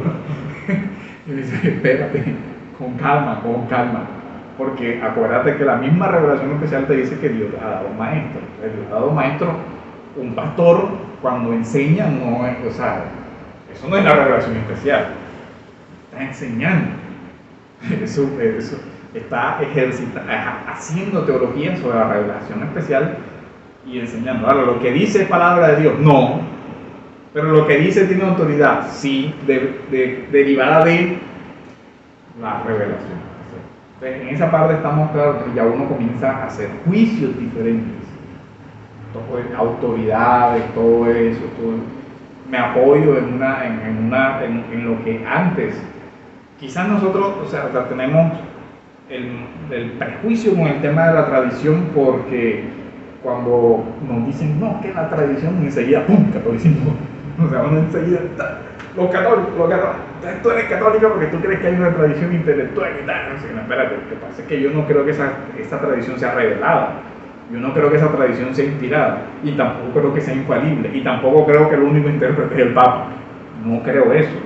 Pero sí creo que yo no simplemente puedo quemar todos los libros desde hoy hasta el pasado. No puedo desconocer eso. La iglesia le ha costado discernir cosas. Por eso les digo, mire, uno en teología a veces hace juicios de 5 minutos y resulta que la iglesia se tiró 500 años peleando un tema. Y después de 500 años fue que hubo un consenso. Primero de Nicea y segundo de Nicea pasaron por 100 y pico de años para llegar después a, bueno, así, tienen razón en esto, imagínense, o sea, 100 y pico de años para debatir algo. Usted se imagina todo lo que se escribió de eso y todos los debates y todos los sermones que se predicaron de eso. Uno no puede simplemente llegar ahí en paracaídas, no, eso no es así. De chévere, así, no, tiene que, o sea, el ejercicio intelectual implica responsabilidad, calma. Cuando a veces uno tiende a asumir debates hoy con esa misma ligereza, no, que esto lo tenemos que resolver aquí, hoy mismo, sentado. Y dice, sí, pero mira que la iglesia se demoró un siglo para resolver algo y nosotros lo vamos a resolver aquí en 5 minutos. El afán. A veces no se entiende la formulación del otro y ya se condena. Ni siquiera se ha entendido bien qué es lo que quiere decir con eso, ya se condena. El juicio de la iglesia, la prudencia de la iglesia, cuando la iglesia declaró algo herejía, no fue porque lo escuchó ayer y lo condenó al día siguiente, porque lo pensó y lo discutió y lo debatió y todo. No, definitivamente esto no cuadra por ningún lado con la escritura, herejía. Pero nosotros hoy es una palabra que sale como una palabra, son herejes. Dice, no, espérate, vamos a verificar eso y a ver el juicio de la iglesia, que fue lo que dijo sobre eso, porque hay errores. De hecho, sorprende cuando lean, creo que dieron con el pastor Alejandro los cánones de Dort, se dieron cuenta que el arminianismo se considera error, no como herejía. Se dan cuenta de eso. Ven el juicio prudente, dice, eso es una equivocación, es un error, pero el canon no dijo Arminio es un hereje. El lenguaje de la teología es muy preciso. La iglesia siempre ha buscado ser muy preciso. Eso es un error. Es diferente a Arrio. Exacto, es un hereje. Usted está condenado, y si usted cree eso, está condenado, porque la sentencia de Calcedonia puede ser que no crea esto, está condenado. Mientras que el canon de Dort dice, esto es un error. Entonces uno ve. Y miren por eso la historia, cómo es importante conocer la historia de la teología. Porque a veces se hacen esos usos y dijeron, no, eso es una ley, y dice, espera, porque no está condenada como herejía. Que no sea sano, que es un error, que hay que tener cuidado, pero ten cuidado, o sea, no condenes a alguien que el juicio de la iglesia todavía no ha condenado, a menos de que tú tengas un criterio adicional a los ya examinados y pasó para decir. Los pentecostales, los reformados condenan a los pentecostales como herejes. Pero uno tiene que tener, esos juicios son delicados, esos juicios son de prudencia. Eso, o sea, uno puede decir, eso es un error. Mira, porque la escritura te dice, pero el juicio de herejía es un juicio que debe ser. Ahora, el juicio de herejía normalmente en la historia de la iglesia nunca fue un juicio personal e individual, porque los concilios fueron consensuados. El consensum fidei se designa en la teología, el consenso. La mayoría de las confesiones son el resultado de un consenso. Consenso en el cual incluso hay diferencias. Porque la confesión es el resultado del consenso mayoritario, pero hay también reservas. Eso pasó en la historia de la teología. Le dice, no, espérate, bueno, yo acepto el consenso general, pero yo me reservo esta particularidad. La unidad de la iglesia no es la uniformidad de la iglesia. Y eso hay que tener cuidado, porque entonces, no, si no es igualito a mí, eso es herejía. No, fíjate, es diferente, sí, pero vamos a ver el tema ya de la compatibilidad, de la incompatibilidad, del error, de esto y lo otro, pero hay una unidad que no es que todos vistamos igual, tengamos la misma camiseta y todo eso,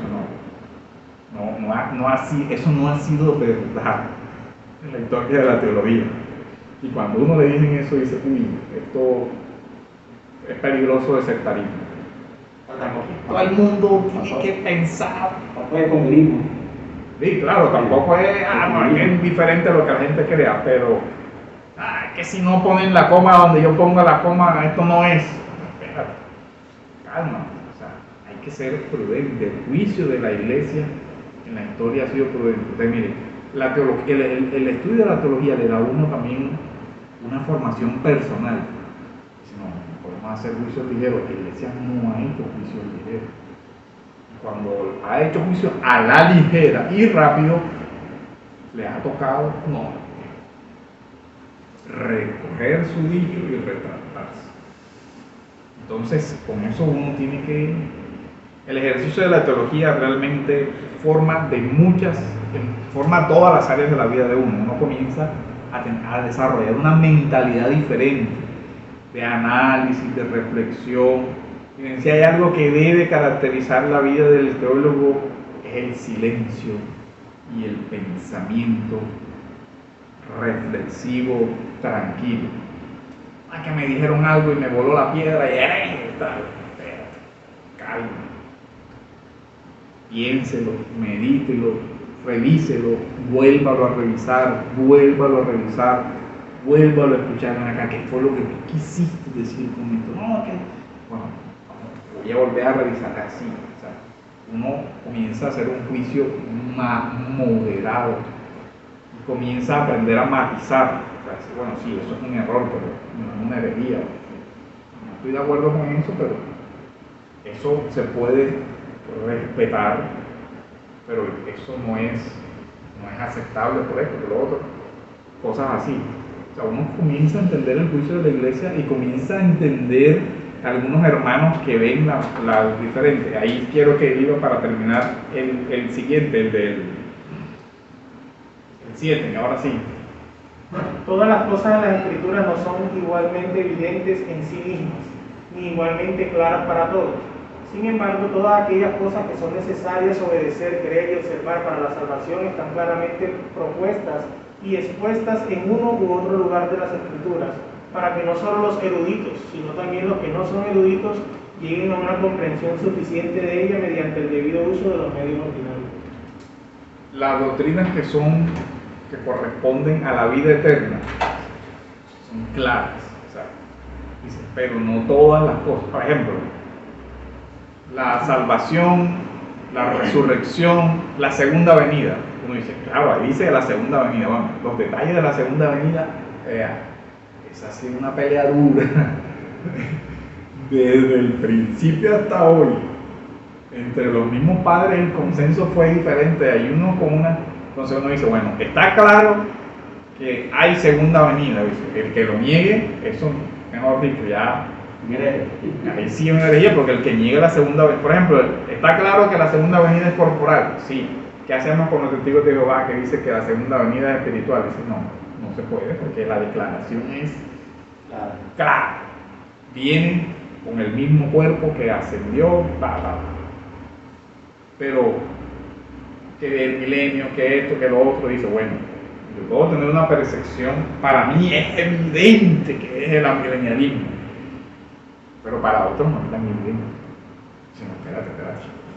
Ese versículo no es, eso no dice ahí. Pero ¿cómo vas a decir que no lo dice? Si esto está claro. Dice, claro para ti, pero no tan claro para él. Y puede ser que tenga una comprensión completamente diferente. ¿Por qué? Porque acuérdense que tenemos todavía la naturaleza caída, que complica la comprensión de la escritura, y que puede ser que o él esté equivocado o yo esté equivocado. Que uno siempre debe partir de ese supuesto, y supongo que puede ser que esté equivocado y el que esté viendo claro sea él. Al final no lo sabremos, pero hasta que no tenga una razón suficiente. Y aquí recuerdo Lutero, ¿cierto? El mismo Lutero en la Dieta de Worms dice: a menos de que se me convenza por las escrituras o por razones evidentes, yo no me retracto. O sea que miren que Lutero no entendió la sola escritura tampoco como ese biblicismo. Dice: bueno, si me da un argumento que evidente que yo pueda, dice: no, listo, me toca retratarme porque contra un verdadero argumento no puedo hacer nada.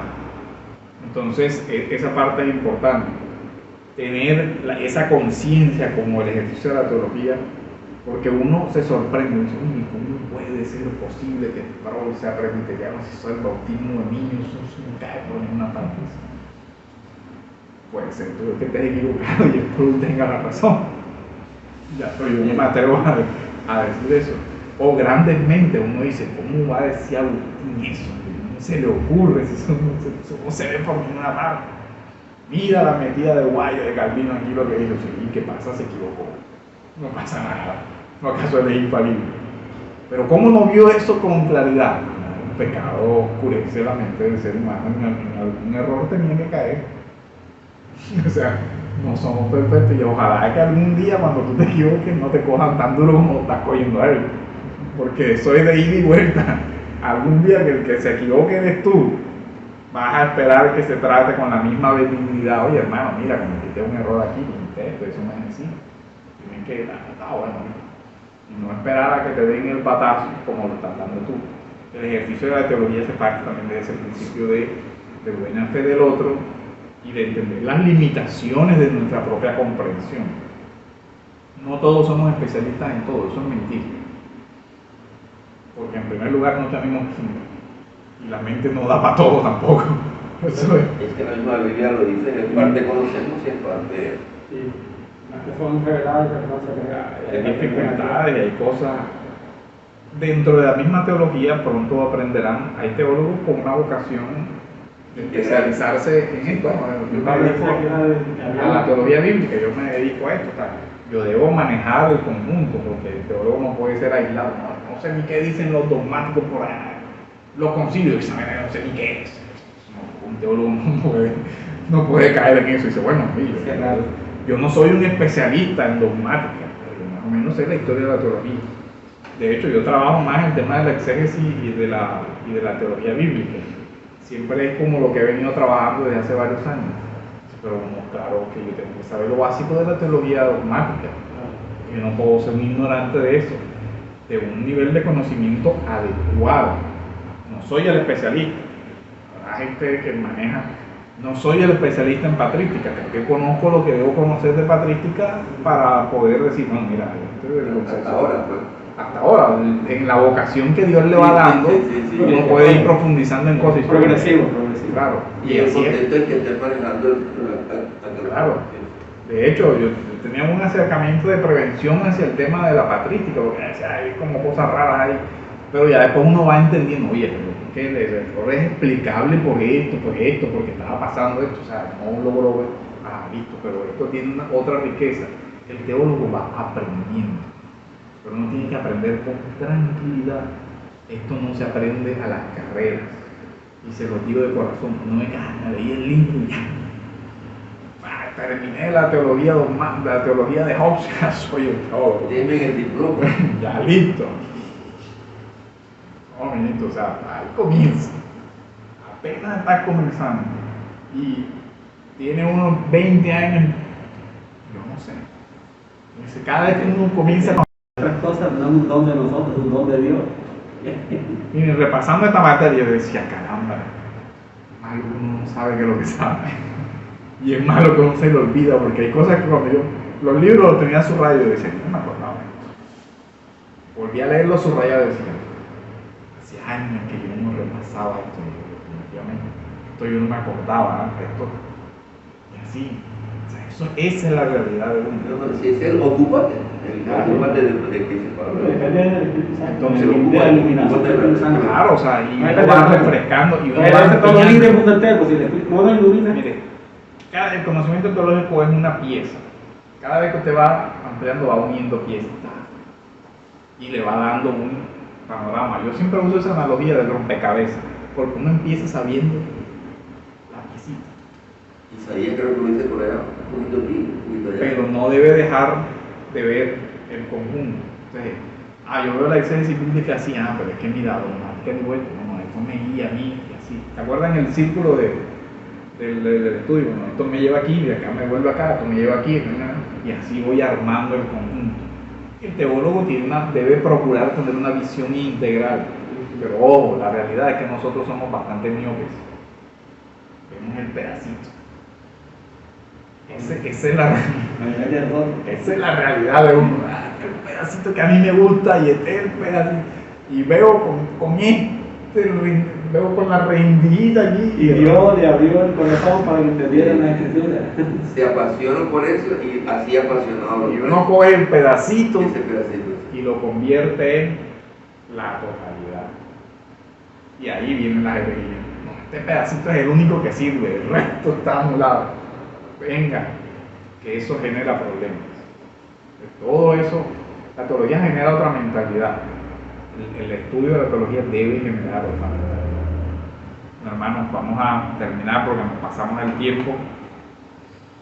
Y les recuerdo las lecturas. La otra semana vamos a las que se seleccionaron para darle un espacio de 15 minutos para ir respondiendo las preguntas, las dudas de las lecturas que dijimos. Vamos a orar entonces y